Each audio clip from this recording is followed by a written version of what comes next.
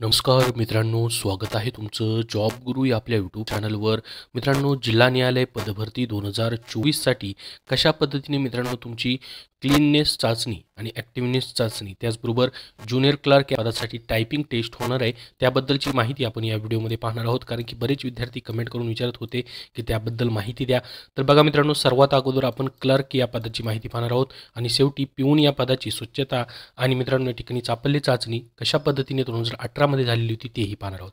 तर बघा मित्रांनो, लिपिक या पदासाठी 2018चीच माहिती आपण पाहणार आहोत, कारण की त्याच्यामध्ये अजून तरी कुठले नवीन नोटीस त्यांनी दिलेली नाही मित्रांनो, कशा पद्धतीने टायपिंग वगैरे होती तुमची. तर बघा, तुमचं टंकलेखन जे असतं मित्रांनो लिपिक या पदासाठी, त्यासाठी एक नोटीस प्रसिद्ध होते.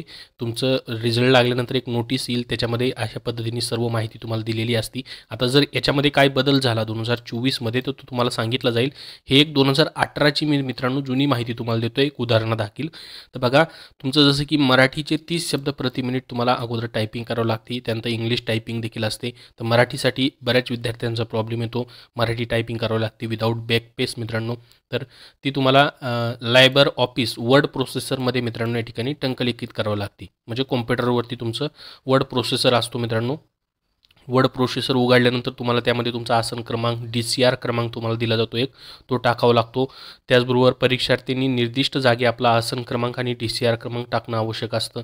हे सर्व तुम्हाला पिऊन आणि हमाल पदासाठी देखील अशाच पद्धतीने DCR आणि आसन क्रमांक मित्रांनो दिला जातो. तर याच्यामध्ये मित्रांनो तुम्हाला टंकलिखित करण्यासाठी कृतीदेव 055 हा फॉन्ट वापरणं आवश्यक असतं. तर 2018ला हाच फॉन्ट तुमचा होता मित्रांनो. 2024मध्ये याच्यामध्ये जर काय बदल झाले मित्रांनो तर तुम्हाला नक्कीच सांगितलं जाईल नेक्स्ट व्हिडिओमध्ये. 2018मध्ये हा फॉन्ट होता. तर ह्या फॉन्टची साईज 15 असते मित्रांनो. तुम्हाला A4 साईजचा पेपर असतो, ठीक आहे. तर डावीकडे समज 2 इंच आणि किंवा 3 सेंटीमीटर असणं आवश्यक असतं आणि वरील उजवीकडं खाली समज 1 इंच आणि 1.5 सेंटीमीटर मित्रांनो असणं आवश्यक असतं. दोन वळीमधील अंतर लाईन पेसिंग 1.5 असणं गरजेचं असतं. टंकलिखित मजकूर जो आहे जस्टिफाईड करणं आवश्यक आहे. जस्टिफाईड करणं म्हणजे हे जे सर्व मजकूर टाईप केलेला आहे तो पूर्ण एका लाईनमध्ये अशा पद्धतीने दिसला पाहिजे, जस्टिफाय. तर त्याची शॉर्टकट की तुम्हाला माहिती असणं देखील गरजेचं आहे. मजकूर टंकलिखित झाल्यानंतर प्रिंट कमांड देणं आवश्यक आहे, त्याची प्रिंट काढणं गरजेचं आहे. आणि दिलेल्या मजकुराव्यतिरिक्त अन्य मजकूर किंवा मजकूर संपल्यानंतर पुन्हा तोच मजकूर टंकलिखित करू नये. अतिरिक्त मजकूर दुर्लक्षित करण्यात येईल. तर अशा पद्धतीची सूचना 2024ची देखील मित्रांनो तुम्हाला प्रसिद्ध होईल तुमचा रिझल्ट लागल्यानंतर. रिझल्ट म्हणजे ज्या विद्यार्थ्यांचं नेक्स्ट स्किल टेस्टसाठी म्हणजे टायपिंगसाठी किंवा शिपाई हमाल पदांसाठी सिलेक्शन होईल, ती लिस्ट लागली की ही अशा पद्धतीचं एक नोटीस देखील मित्रांनो प्रसिद्ध केली जाते. आता मित्रांनो, शिपाई आणि हमाल या पदासाठी आपण पाहूयात की कशा पद्धतीने तुमची पुढची प्रक्रिया होणार आहे. तर बघा, एकाच साथ एवढे उमेदवार जे आहेत मित्रांनो या ठिकाणी स्वच्छता आणि चापल्य चाचणीसाठी बोलवले जातात. तुमचं एकदा मित्रांनो लेखीमधून तुमची निवड झाली की पुढचं काही अवघड नसते मित्रांनो. स्वच्छता चाचणी जी आहे, तुम्ही मित्रांनो जी रेग्युलर स्वच्छता करता त्याच पद्धतीची स्वच्छता असते. इथं मित्रांनो तुम्हाला फक्त जे पण टॉयलेट वगैरे साफ करायचे नसतात मित्रांनो. स्वच्छता म्हणजे तुम्हाला जे ऑफिसेस आहेत किंवा जे हॉल्स आहेत मित्रांनो ते या ठिकाणी साफ करणं गरजेचं असतं. त्याच्यामध्ये तुम्ही किती चापल्य म्हणजे या ठिकाणी ॲक्टिव्हपणे काम करतात ते तुमचं या ठिकाणी पाहिलं जातं. जसं की मित्रांनो कशा पद्धतीने चाचणी होती पहा. सर्व साहित्य एका ठिकाणी मित्रांनो ठेवलेलं असतं, त्यामध्ये मग साफसफाईचे साहित्य असतं किंवा इतर जे आहेत साहित्य जे आहेत ते ठेवलेले असतात. तर ते घेऊन मित्रांनो कोणाला ऑफिस दिलं जातं, कोणाला इमारतीचा परिसर दिला जातो, तो साफ करणं आवश्यक असतं. तर जसं की मित्रांनो पहा, अशा पद्धतीने तुमचं काय केलं जातं, विद्यार्थ्यांचं या ठिकाणी ग्रुप पाडले जातात सीट नंबरनुसार. जसं की ह्या रिपोर्टिंग हॉल नंबर, कुणाला हॉल दिले जातात, कुणाला फ्लोअर दिले जातात मित्रांनो, कुणाला या ठिकाणी पेस इन फ्रंट ऑफ रूम दिला जातो, पॉर्च अंडर DGP ऑफिस. अशा पद्धतीने एक त्यांचे सिटिंग अरेंजमेंट असते मित्रांनो शिपाई आणि हमाल पदासाठी, जी ॲक्टिव्हनेस आणि क्लिनिंग टेस्ट घेतली जाते त्याच्यासाठी. तर हे 2018चं आहे मित्रांनो. अशा पद्धतीने सिटिंग अरेंजमेंट केली जाते. 56 विद्यार्थी एका बाजूला, कुठे 21 विद्यार्थी, तर कुठं 88, 65 अशा पद्धतीने ग्रुप पाडले जातात. ते सीट नंबरनुसार तो एरिया वाटून दिला जातो. मग त्या एरियामध्ये मित्रांनो या ठिकाणी रूम असेल किंवा हॉल असेल किंवा रूमच्या पुढचा परिसर असेल, अशा पद्धतीने त्या ठिकाणी साफसफाई करण्यासाठी तुम्हाला साहित्य दिलं जातं किंवा एखाद्या रूममध्ये या ठिकाणी साफसफाई करण्यासाठी साहित्य दिलं जातं. त्यामध्ये तुमची क्रियाशीलता आणि चापल्य चाचणी होते मित्रांनो. यामध्ये ऑफिस किंवा न्यायालयामधील खुर्च्या व्यवस्थितपणे लावणं असेल, तुम्हाला ते काम या ठिकाणी मित्रांनो सांगणार. ते काम चालू असताना संगणक वगैरे साफ करणं असेल किंवा तुमच्या फाईल वगैरे व्यवस्थित ठेवणे असेल, घेऊन जाणे असेल, असे सांगू शकतात. किंवा ऑफिसमधील सर्व पसारा व्यवस्थितपणे लावणे हे पण सांगू शकतात. ते काम तुम्ही कसे करतात, किती लवकर करतात ते या ठिकाणी पाहिलं जातं. म्हणजे तुमचा ॲक्टिव्हनेस जो आहे तो पाहिला जातो. त्या ठिकाणी जे पण अधिकारी असतात ते तुमच्या ठिकाणी निरीक्षण जे आहेत ते करतात. इन्स्पेक्शन त्या ठिकाणी लगेच केलं जातं. त्याच ठिकाणी तुमचे रिझल्ट देखील त्याच दिवशी लावले जातात. चापल्य चाचणी आणि तुमची स्वच्छता चाचणी जी आहे दोन्ही एकाच दिवशी मित्रांनो घेतली जाते. आता उदाहरण जर पाहायचं झालं, जसं की मित्रांनो साफसफाई करण्यासाठी तुम्हाला एखादं ऑफिस सांगितलं आहे, तर सर्व 7 जण त्या ठिकाणी असतील किंवा जेवढे पण सीट नंबर आहेत त्यानुसार त्या ठिकाणी साफसफाई करायला सर्वांना सांगितली जाते. मग एकामेकांशी न बोलता आपले काम करायचे असते. तुम्हाला समजा झाडू, पोछा आणि बकेट व कपडा भेटला आहे, तर मग तुम्ही अगोदर काय करायला पाहिजे, तर आजूबाजूच्या झाडूने जाळ्या काढणं असेल, मग दरवाजे किंवा टेबल साफ करणं असेल, कपड्याने पुसून घेणं असेल, मग नंतर झाडू वापर करून झाडून घेणं आणि नंतर पोछा मारणं, असे क्रमाने काम झालं पाहिजे.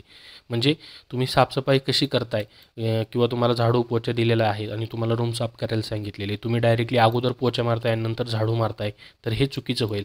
म्हणजे तुमची साफसफाई करण्याची प्रक्रिया कशी आहे, बरोबर आहे की नाही, ते देखील तुम्हाला जमलं पाहिजे. ते सर्व त्या ठिकाणी चेक केलं जातं आणि तुम्ही किती फास्टपणे काम करताय, किती चांगल्या पद्धतीने काम करताय ते पाहिलं जातं.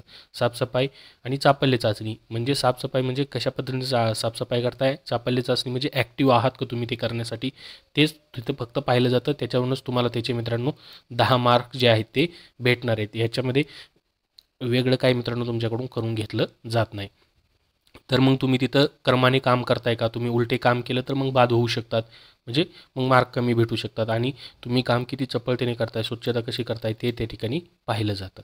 मग त्याच दिवशी मित्रांनो तुमचा रिझल्ट जो आहे तो तिथं लावला जाईल किंवा संध्याकाळपर्यंत त्या ठिकाणी नोटीस बोर्डवरती किंवा ऑफिशियल वेबसाईटवरती मित्रांनो दुसऱ्या दिवशी तुमचे मार्क जे आहेत ते लावले जातात. मग त्या मार्क्समधून एकाच 3 एवढे विद्यार्थी जे आहेत पुढील टप्प्यासाठी म्हणजे तुमच्या मुलाखतीसाठी काय केलं जाणार आहे, तुम्हाला बोलवलं जाणार आहे. मग मुलाखतीसाठी मित्रांनो वकील असतील किंवा जजेस असतील, त्यांचा पॅनल असतो. तिथं मग तुमचे बेसिक प्रश्न विचारले जातात. तुमचे शिक्षण असेल, तुम्ही फॉर्म भरताना काय काय माहिती भरली आहे त्याच्यामधील प्रश्न असतील, तुमच्या पर्सनल जे पण घरामध्ये कोण आहे, घरचे काय करतात, तुम्ही आतापर्यंत काय केलेलं आहे, हे सर्व तुम्हाला त्या ठिकाणी विचारलं जातं. तुमची आवड निवड असेल, तुम्ही काम कसे करता, तुमची इमानदारी वगैरे सर्व इंटरव्ह्यूमध्ये जे आहे ते चेक केलं जातं. तुम्ही काम करू शकता की नाही ते सर्व पाहिलं जातं. तर त्याचे तुम्हाला मार्क्स जे आहेत ते भेटणार. अशा पद्धतीने मित्रांनो ही जी पूर्ण प्रोसेस आहे ती राबवली जाणार आहे, ज्याच्यामध्ये तुम्हाला स्वच्छता आणि चापल्य चाचणी जास्त काही अवघड असणार नाही. लिपिक टंकलेखकचं देखील तुम्हाला मी सांगितलेलं आहे कशा पद्धतीने टायपिंग होणार आहे. लिपिकचं इंग्लिश टायपिंग जी आहे तीच मित्रांनो असते, सोपी असणार आहे ती.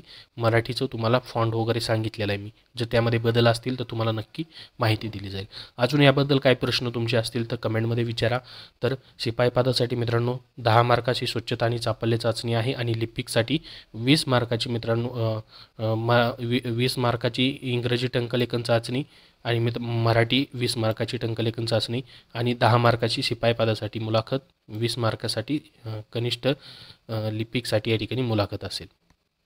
तर 50 मार्काचं टोटल मित्रांनो तुमचं कट ऑफ लागणार आहे शिपाई हमाल पदासाठी आणि लिपिकसाठी 100 मार्काचं. तर ही सर्व माहिती तुम्हाला दिली आहे मित्रांनो. याच्यामध्ये स्वच्छता चाचणी वगैरे कशी होते, तर खूप काही अवघड त्याच्यामध्ये असणार नाही. तुमचं मार्क्स आता मित्रांनो तुम्हाला किती भेटतात त्याच्यावरती अवलंबून आहे. आता तुम्ही म्हणाल की याची ॲन्सर की जी आहे ती कधी प्रसिद्ध होईल, तर बघा तुमचं नॉर्मलायझेशन देखील मित्रांनो होणार आहे. ॲन्सर की जी आहे मित्रांनो अजूनपर्यंत आलेलं नाही आहे. लॉग इन करून चेक केलं तर इथं लॉग इनचं ऑप्शन येत नाही. इथं ज्यावेळेस मित्रांनो लॉग इनचं ऑप्शन तुम्हाला दिसेल तेव्हा म्हणायचं की ॲन्सर की आलेली आहे. तर फेब्रुवारी एंडिंगपर्यंत मित्रांनो तुमची ॲन्सर की जी आहे, पहिली ॲन्सर की कधीही प्रसिद्ध होईल.